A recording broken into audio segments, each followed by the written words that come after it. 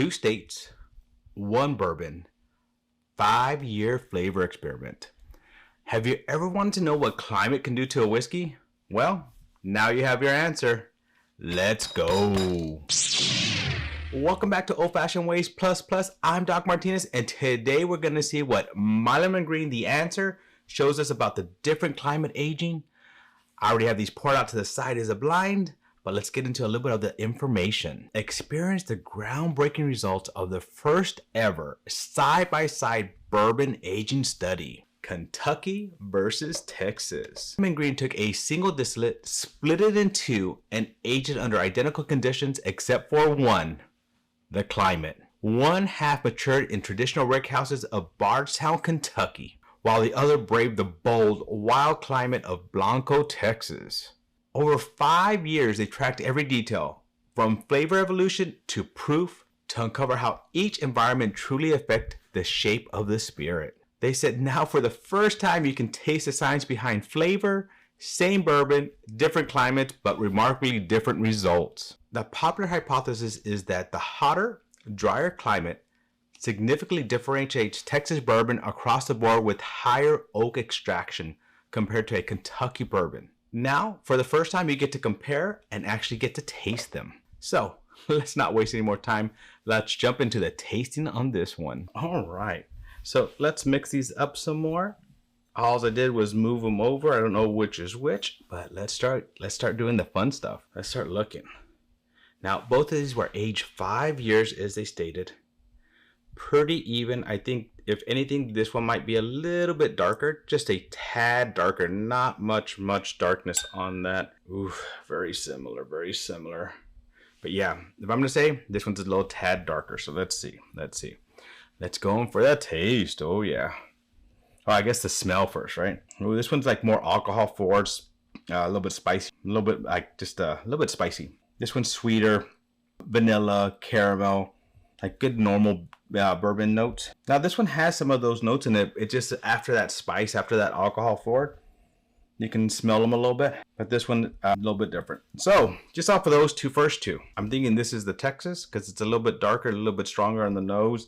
And this smells more like a bourbon to me, like a normal Bardstown kind of bourbon. So that's what I'm going with so far. That's just my guesses. Let's go in for taste now. Ooh, that's a little bit spicier than I thought. Spicy, caramel, honey, a little apple, a little nuttiness, but spicy. I still feel that spice hitting me. All right, let's go in for this one. Spicy, caramel, oaky, nutty. So there is a lot of, I can see a lot of the similarities, but at the same time, they're very, very different. So very interesting, very interesting. So what I'm gonna do, I'm gonna fast forward through it, taste it a few times, choose which one I think I like a little bit better, and then give you the answer. Let's see which one's which. Okay, I'm back.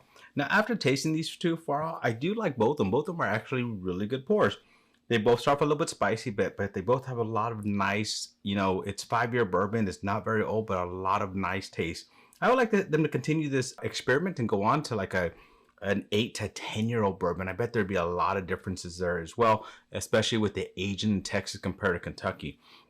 I can see why they cut it short though, because I think if you get too much farther, you'll start seeing even more and more differences. I'm going to tell you this. I'm a Texas boy, and I actually think I'm going against my Texas. So I believe this is Texas. I believe this is Bardstown. Reason is a little bit spicier, a little bit more oakiness, a little bit astringent on the tongue. Not in a bad way, just a little bit of it hits the tongue and hits the palate a little bit more. This one is actually more of a Bardstown regular bourbon to me. Now, I didn't even tell you, let me see. These are 54.15 proof. And then the Texas is 58.65 proof. I didn't realize they're a little bit different. They're both straight bourbon whiskeys because I didn't look at that. I did not look at that in the beginning, but there you go. So I actually like this one a little bit more than this one, but once again, they are both good pours and I like them both. So let's see who the winner is. Kentucky. I was right. So this is the Texas. This is the Kentucky. I like them. They're both good pours. I could sip on either one of these daily. They taste a little bit young, but they have some good flavors, and both of them are very similar, but very different at the same time. I like that. So you can see, same distillate, different warehouses, different states, different product, similar, but different. I like it. I like it. Now, Greene said that individually, each bourbon is delicious. And batched together, the combined bourbons also create a gorgeous complex whiskey. So you know what that means. Gonna have to mix them. Oh yeah, I love mixing them. That's always so much fun to mix bourbons. Oh, you get more of that sweetness on the nose. Whew. Can't wait to see. Let's go. Let's go in for that taste. Let's see. Did it make that much of a difference? I probably should let this sit a little bit longer, but I don't want to make this video too much longer, and I just want to enjoy some bourbon. Ooh, they are right. I like the combination. You get kind of that sweetness. It takes away a lot of that, actually, that sting on there, that spiciness that comes up front. A lot of that's gone.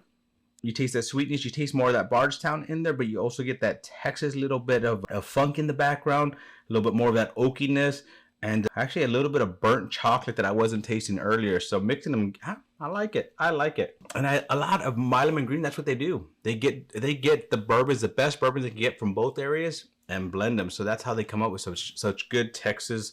Well, I shouldn't say Texas whiskey because it's just some good bourbons, but combining them from Kentucky and from Texas. Yep.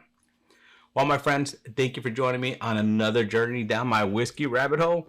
To our next journey, my friends. Cheers.